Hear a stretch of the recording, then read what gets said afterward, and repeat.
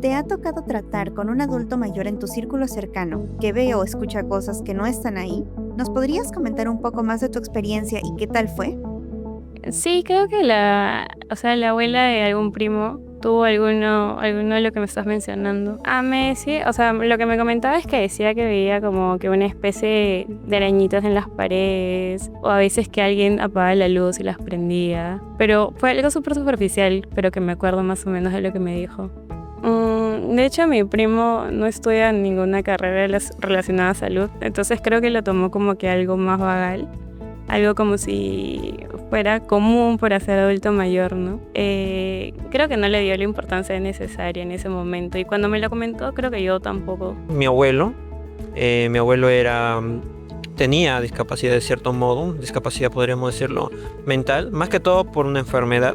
Una enfermedad degenerativa, y le costaba hacer o realizar muchas actividades, al poder alimentarse solo, ir al baño solo, y es un tema un poco delicado, ¿no? Y además que también necesita mucho apoyo por parte de nosotros, ¿no? Sí, cuando un familiar cercano, cuando se deshidrataba, empezaba a tener alucinaciones, y era, bueno, propio de la enfermedad o lo neurodegenerativo que presentan personas de esa edad. Es triste por momentos, porque ves como la mente de una persona que suele estar lúcida la mayor parte del tiempo tiene esos puntos bajos. Efectivamente, el comportamiento del adulto mayor va cambiando y muchas veces nos sorprende, ¿no? Hay cambios en su estado físico, pero también en su estado mental. Pero, ¿qué ocurre cuando de pronto este adulto nos dice que escucha voces, que de pronto ha visto algún personaje y los demás no encuentran explicación a este comportamiento? Entonces, probablemente estamos hablando de una psicosis en el adulto mayor. Pero es importante diferenciar la demencia de la psicosis. Por eso tenemos en la entrevista a la psiquiatra Priscila Magno, quien nos va a explicar, nos va a dar a conocer cómo esto se puede presentar, cuáles son los determinantes y en qué medida la calidad de vida y el apoyo que recibe ese adulto mayor juegan un papel importante para este tratamiento y la mejor calidad y bienestar en el adulto mayor. Soy Dani Araujo y bienvenidos a Cayetanamente.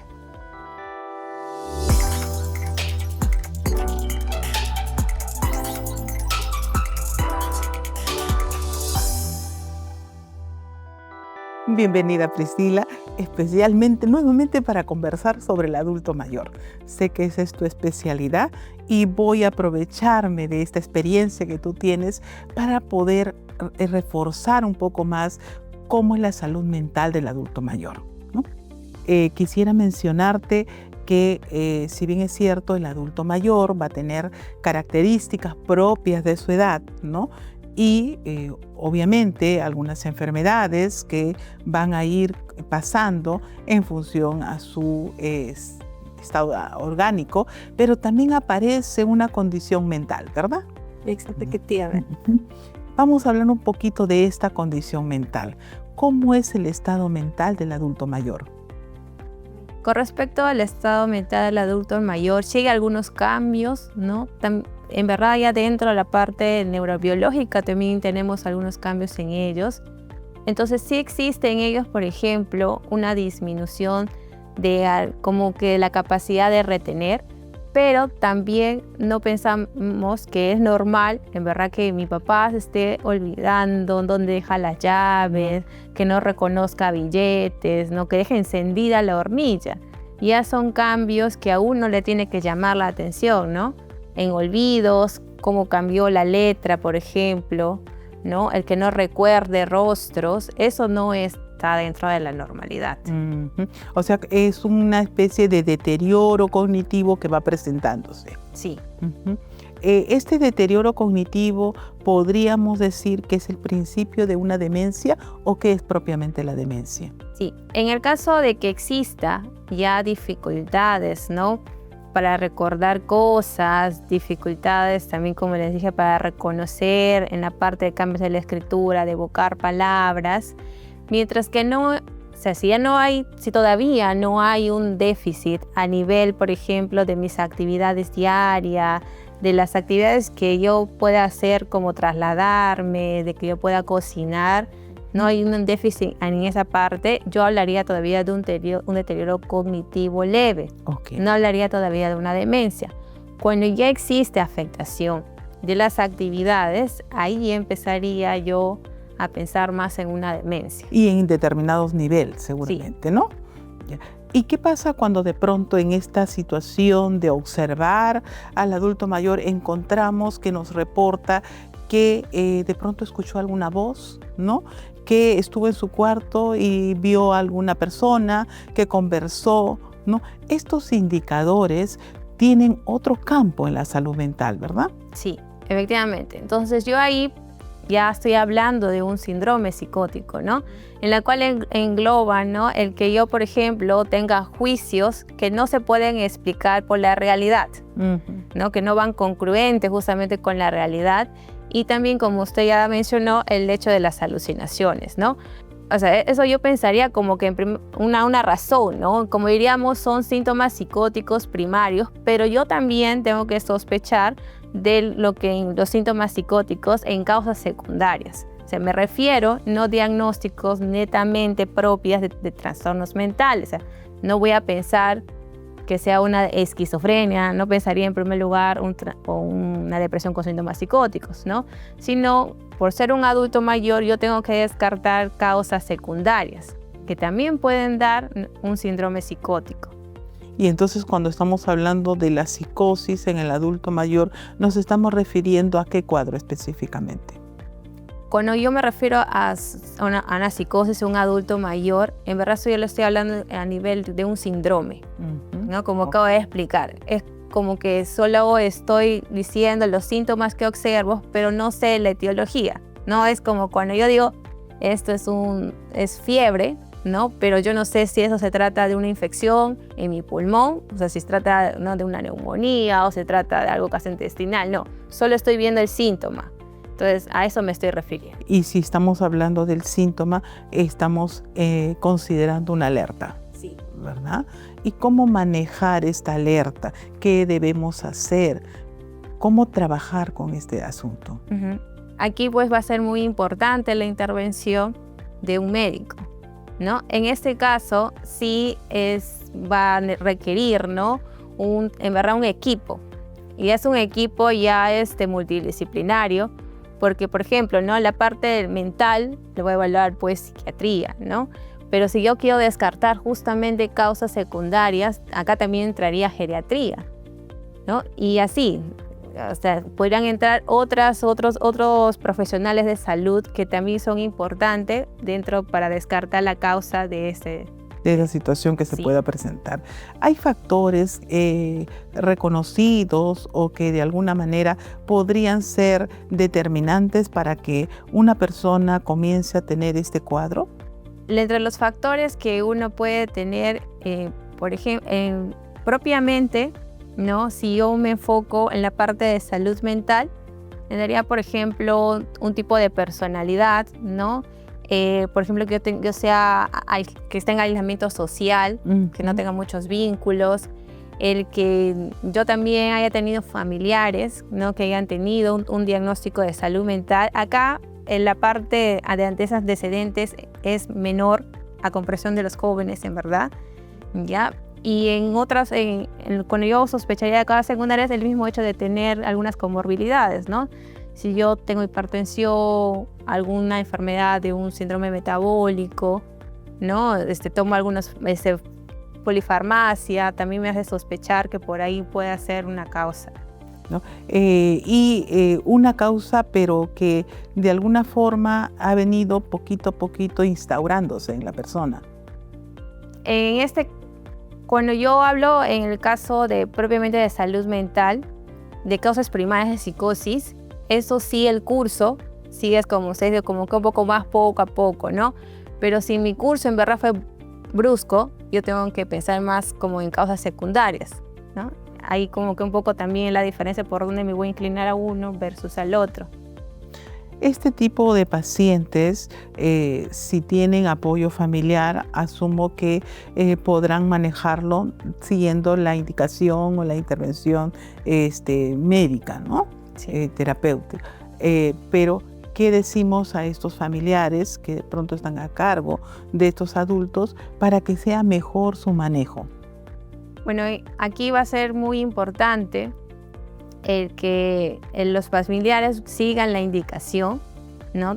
Que también no exista automedicación, ¿no? El control de las comorbilidades que pueda tener este adulto mayor y pues el hecho de que ellos también continúen, ¿no? Teniendo una actividad diaria.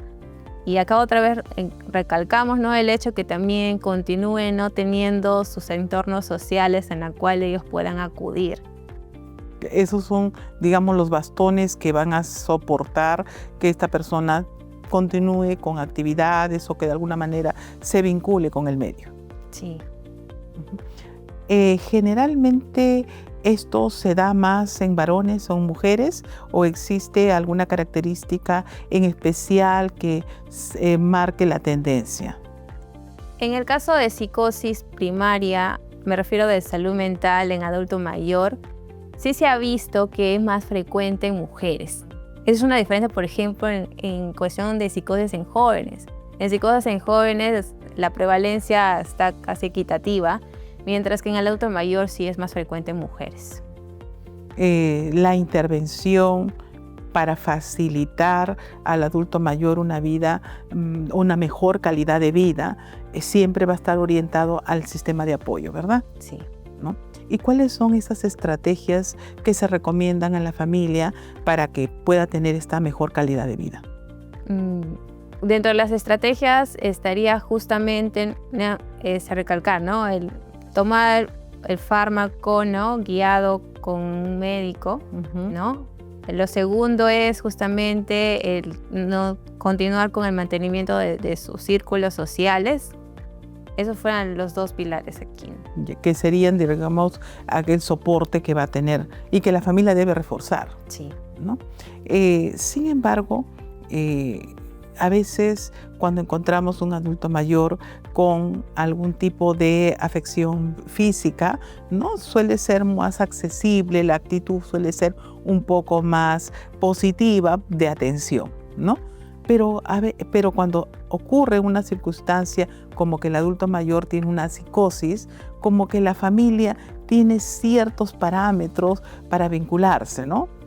¿Esa realidad se va haciendo cada vez menos o es una realidad que de pronto se hace más intensa hoy en día? No, en verdad sí continúa siendo, en verdad, ¿no? Una causa de estigma, en verdad, en general en la población, porque como el mismo hecho de ya tener un síndrome psicótico, la conducta a veces es más difícil, ¿no? El manejo, sobre todo conductual, hace que ya las personas que ¿no? prefieren en verdad mantener una distancia de ellos o que prefieren que esté hospitalizado y algo que en verdad en ellos les perjudicaría, ¿no? Porque como volvemos a recalcar, es importante que ellos continúen haciendo sus actividades y con una medicación correcta ellos pueden volver, ¿no? a sus actividades. Sí es un poco más difícil a veces que se vayan algunos síntomas,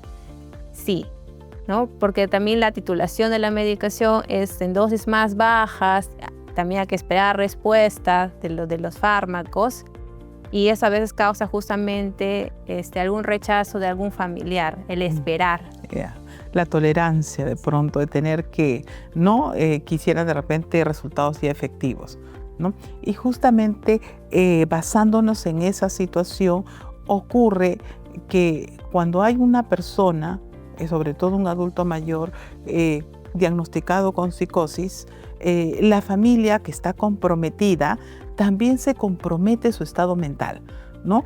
O sea, no es simplemente la persona nada más y que va a apoyar. También hay un compromiso en el estado mental del cuidador, ¿no? Cuán importante es también manejar o tener alerta del estado mental del cuidador.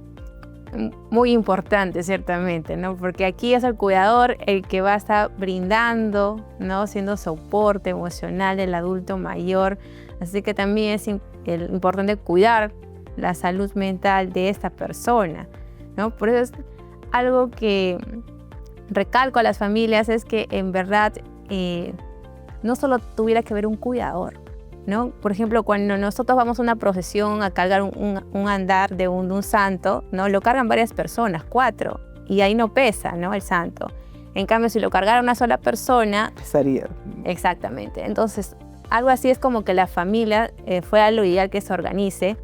Y sé que esa tarea es más difícil si es una familia pues donde tal vez solo tenga un hijo, un solo integrante quien cuidar, ¿no?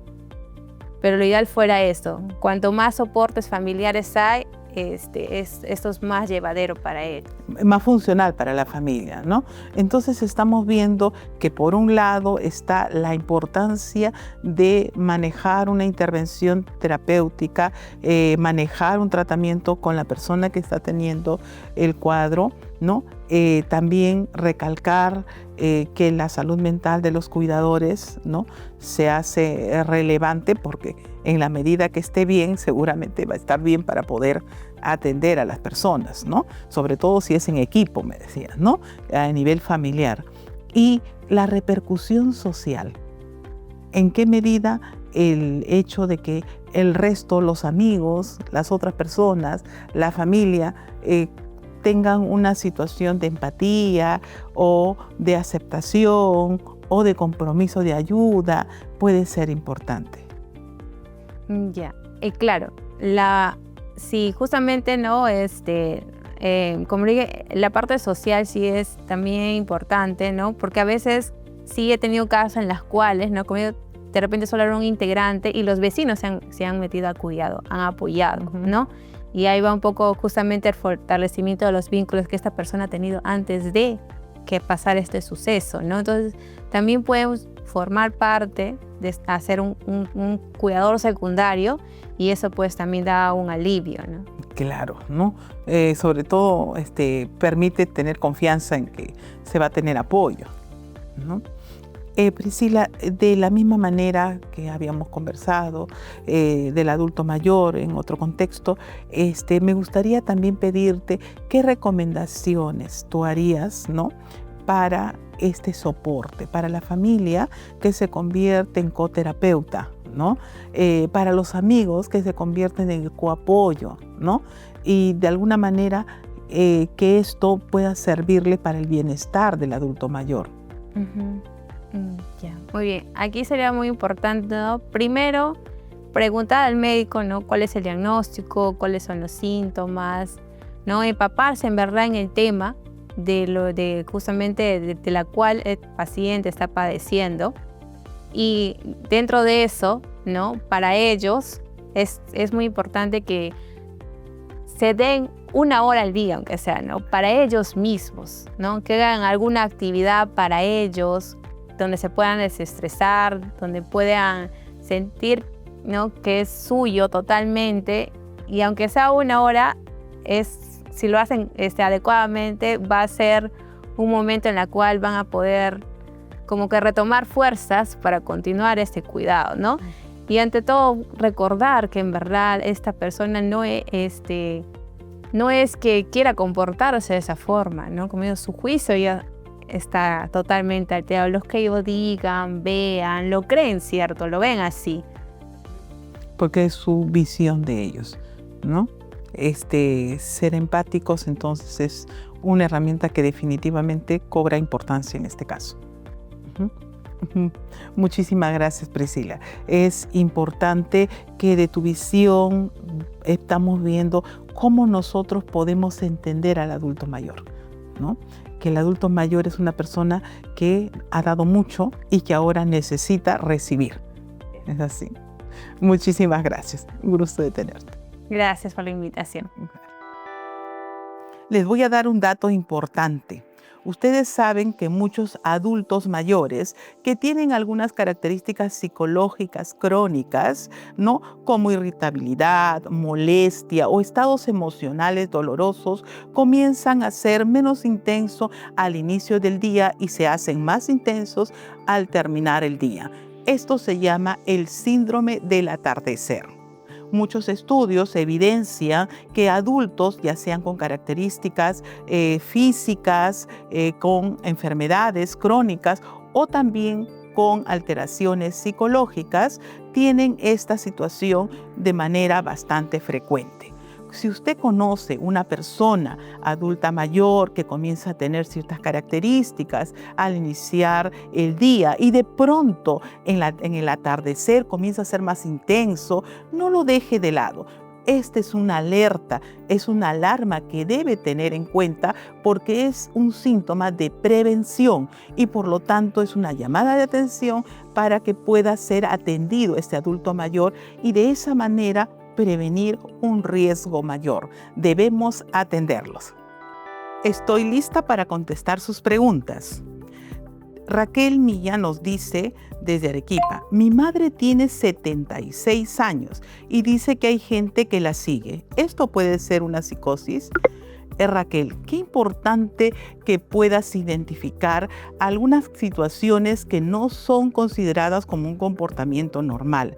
Si bien es cierto, para poder detectar la psicosis es necesario que exista todo un proceso de evaluación, este es un indicador que podría llevarte a este diagnóstico. Por ello, es urgente consultar y pedir ayuda a un especialista para que pueda brindarle una intervención adecuada. Una siguiente pregunta es de Carlos. Él nos dice, estoy tomando varios medicamentos y a veces me siento confundido. Carlos tiene 65 años. ¿Puede ser un indicio de psicosis? Bueno, Carlos, en realidad la confusión puede darse por varios factores, ¿no? Tomar varios medicamentos implica tener reacciones físicas y también algunas condiciones psicológicas. Por ello, no te puedo confirmar que esto es una psicosis. Sin embargo, es necesario, ¿no?, consultar, ¿no?, para que tengas una respuesta realmente cercana a tu situación. Marisol nos señala, ¿no?, mi papá tuvo depresión en su juventud. ¿Puede ser más propenso a tener psicosis en la vejez? En realidad no existen correlatos que señalen que personas que han tenido depresión en la juventud necesariamente van a tener depresión cuando sean adultos mayores. Las condiciones para la depresión en el adulto mayor están estipuladas por otras características, ¿no? Sin embargo, no debe haber un descarte de esta situación por cuanto el modo en que se ha llevado a cabo el tratamiento de la depresión cobra mucha importancia. Una última pregunta es de Valeria Campos. Ella nos dice, ¿puede una infección hacer que un adulto mayor sea más propenso a padecer psicosis senil? En realidad, no hay evidencia específica sobre esto. La psicosis es una condición mental y la psicosis tiene características que tienen a su vez antecedentes, los cuales deben ser evaluados por un especialista. Quiero señalarles que nosotros gustosamente aquí estamos respondiendo sus preguntas y escríbanos para poder darles la oportunidad de tener una visión que los oriente a una salud mental favorable. Muchísimas gracias. En el programa de hoy hemos tenido la oportunidad de hablar con la doctora Priscila Magno, quien nos ha señalado claramente cómo debemos diferenciar la demencia senil de la psicosis en el adulto mayor y sobre todo cómo nosotros para prevenir debemos estar alerta al sistema de apoyo que este adulto mayor necesita. Espero que esto haya sido de gran provecho para ustedes y cuiden a su adulto mayor porque se lo merece. Muchísimas gracias. Continúenos viendo en nuestro canal digital cayetano.plus y escucharnos por Spotify.